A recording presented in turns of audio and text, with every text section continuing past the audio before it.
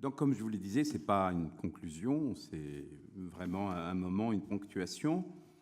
Les États généraux sont partis avec cette idée que nous sommes arrivés à un autre moment depuis, disons, 2015, depuis les attentats, depuis le déclenchement à la fois des tentatives pour penser ce qui nous arrivait et ce qui arrive. Et je pense que la question, le très grand enjeu de cette question de la radicalisation, c'est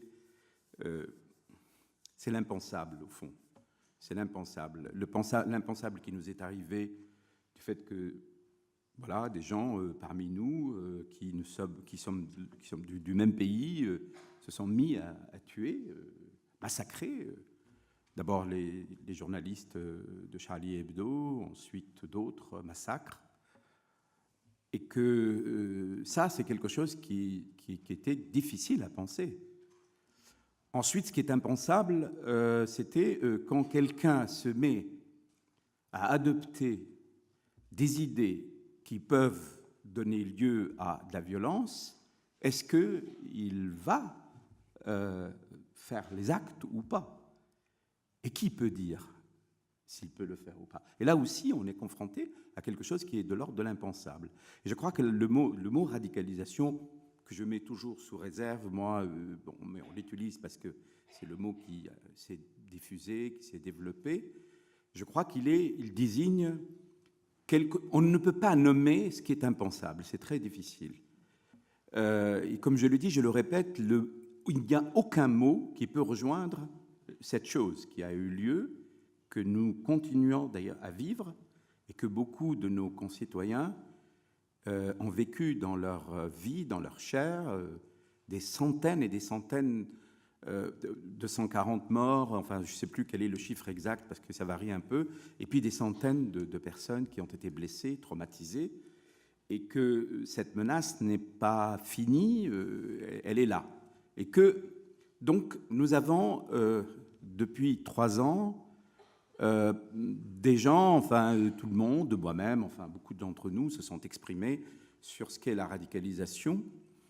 Et je crois que les États généraux sont venus avec cette hypothèse qui, depuis 3 ans, il y a eu quelque chose qui s'est passé qui pouvait modifier notre approche de ce que nous appelons radicalisation et qui, je le répète, touche quelque chose de l'impensable.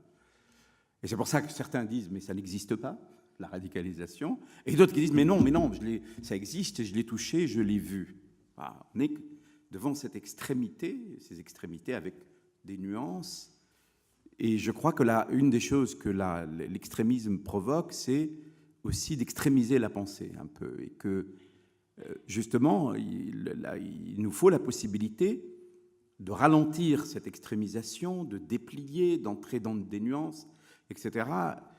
Et donc, l'idée des États généraux, c'est qu'après 3 ans, nous avons les moyens, à cause du fait qu'un certain nombre d'acteurs ont commencé à avoir quelque chose qui est du côté de l'expérience, de la pratique, de tenter de penser la pratique, et ce n'est plus seulement des tirages sur les grandes théories, des tirages sur les généralités. Et donc, je crois que ce qui s'est passé là pendant 3 jours et demi a confirmé que, en effet, il y a autre chose aujourd'hui qui part de l'expérience, de la pratique, et donc qui aussi est dans une plus grande humilité, puisque face à ce réel que nous avons touché, nous avons vu qu'il était complexe. Le tableau de Kader Attia était un peu pour le signifier. Voilà. Le deuxième élément qui est très important à mes yeux, c'est que c'est une entreprise qui a réuni, un partenariat entre des représentants de l'État et les organisations professionnelles, des psychologues, des psychiatres. Et ça, c'est quelque chose, à mon avis, c'est très important, et je crois qu'il a été instructif, parce qu'il a vu combien il y a eu beaucoup de problèmes. Chacun était à sa place dans ce partenariat. On ne demandait pas à ce qu'on soit d'accord,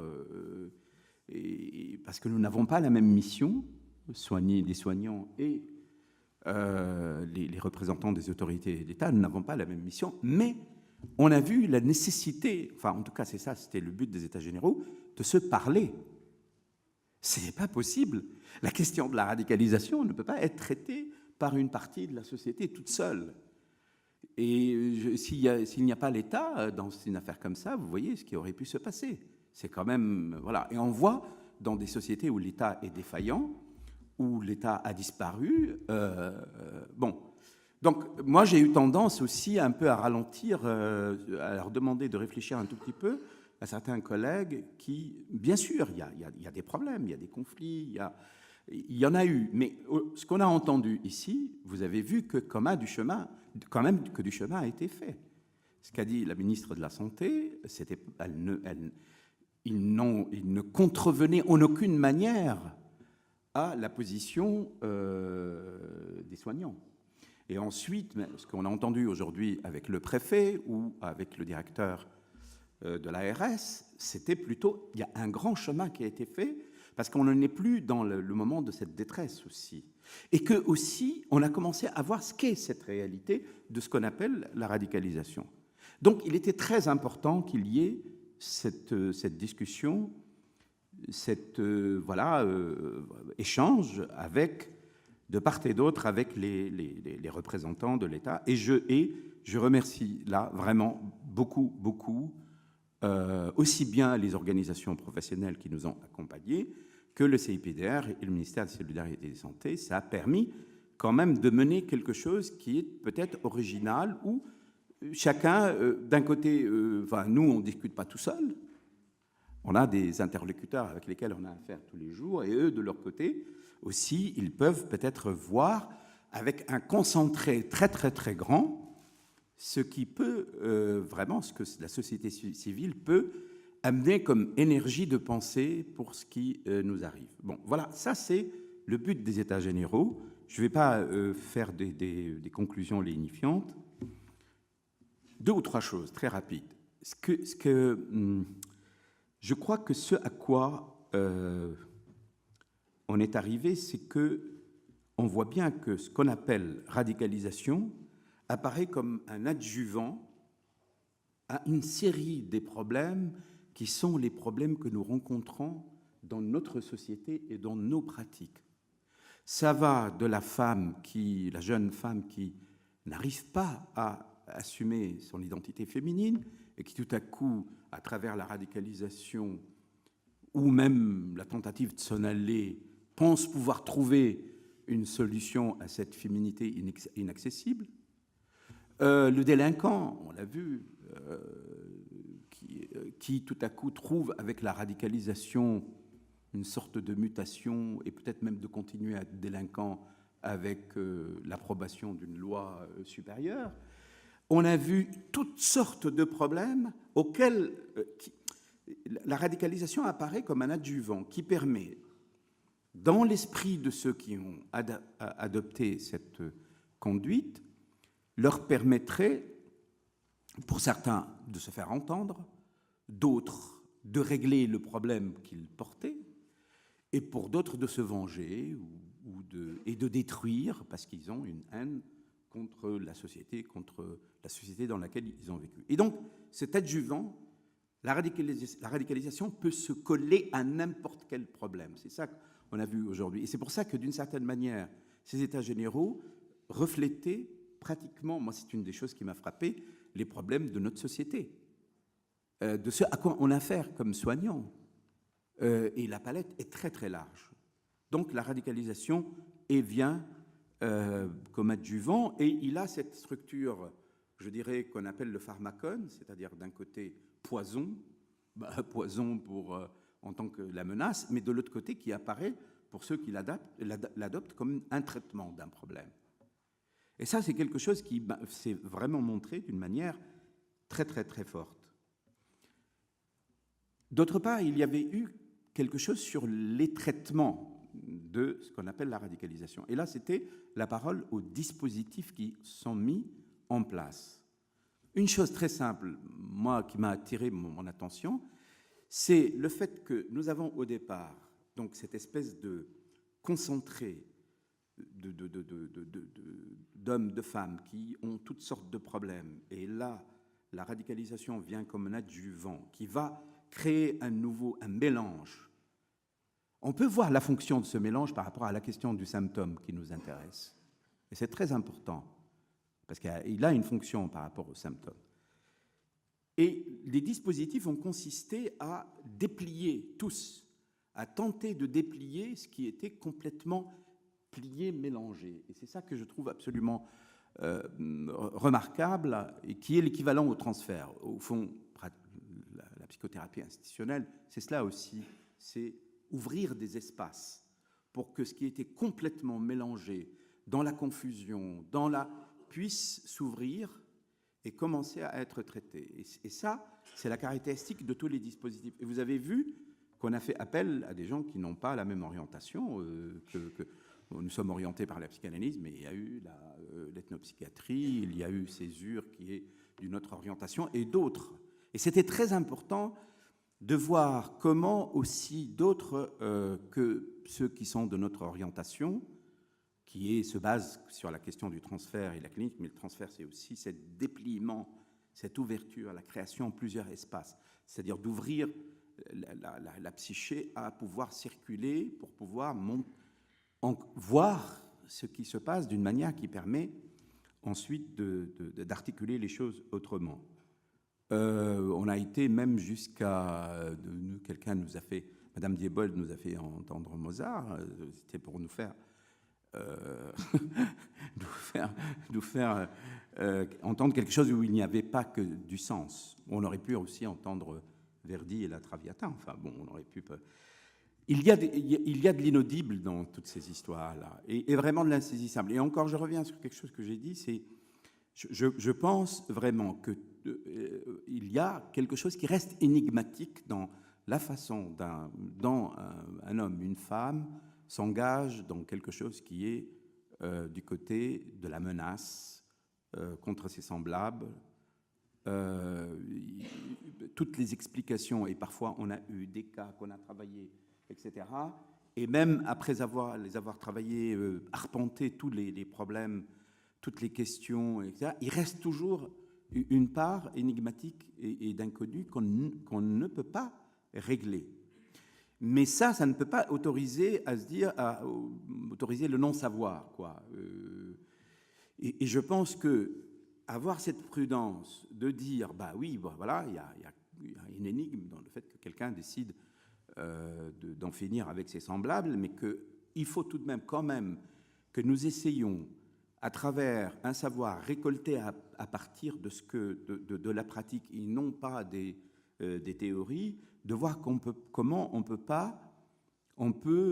peut-être stopper, arrêter, différer, engager quelqu'un sur une autre voie. Ça, c'est quelque chose qui me paraît une tâche, peut-être la tâche la plus noble c'est une tâche noble quand même, d'essayer de faire face, de monter au front au moment où nous sommes vraiment face à un moment où, en effet, et c'est pas fini, et d'autres choses de la même menace peut se produire encore. Nous sommes dans un moment où on voit bien, les haines sont sorties à fleurs, ne sont plus refoulées. Et je crois que là, il se passe quelque chose dans une société, dans un moment probablement de mutation, des choses qui peuvent virer qui peuvent aller très, très, très, très loin. Et c'est pour ça que notre travail d'aujourd'hui, qu'il va y avoir des actes, bien sûr, et même là, maintenant, toutes mes pensées vont être orientées vers les actes, parce qu'il ne s'agit pas de faire comme ça, de parler et de laisser, il faut qu'on puisse thésauriser ce savoir, le rendre accessible pour tous. Je vais terminer par un remerciement. Remerciement pour ceux qui ont, avec le comité, fabriqué les États généraux d'une manière concrète et opérationnelle. Et la première des personnes qui a vraiment, depuis au moins 6 mois, travaille et qui a été là et qui a fait que cette machine que vous avez vue fonctionnait bien, qu'il y avait toujours quasiment 500 personnes dans la salle et les 90 intervenants. D'abord, je vais vraiment adresser mes remerciements, ma reconnaissance pour Sylvie Blomkrantz, qui a été la coordinatrice, qui a été tout le temps présente là.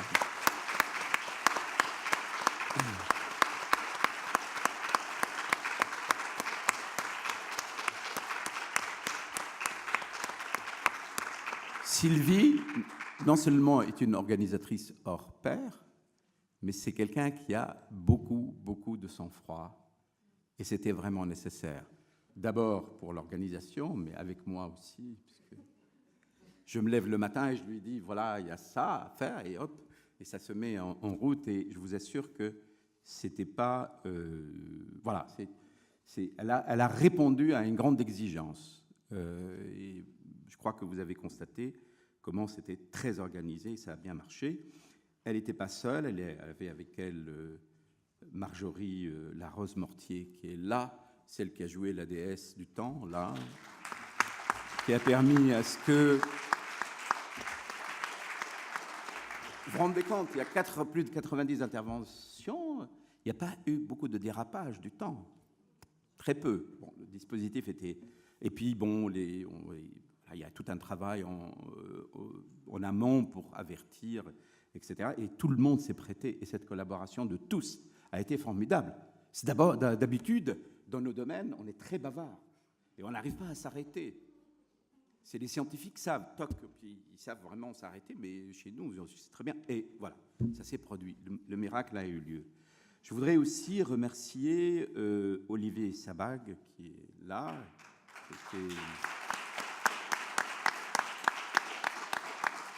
Alexia Gonzalez, Jonas Comé, Théophile Donin, Tom Jimbo, Alice Marc, Juliette Noré, Camille Starr, avec Anne Hakoun qui est venue nous donner un coup de main. C'est une ancienne qui a fait tellement de colloques qu'on va la chercher chaque fois pour que l'accueil soit sous un regard d'expérience. Bon, les remerciements, enfin, tous ceux qui vraiment ont intervenu et qui tous nous ont apporté quelque chose qui va maintenant faire son chemin, continuer à faire son chemin.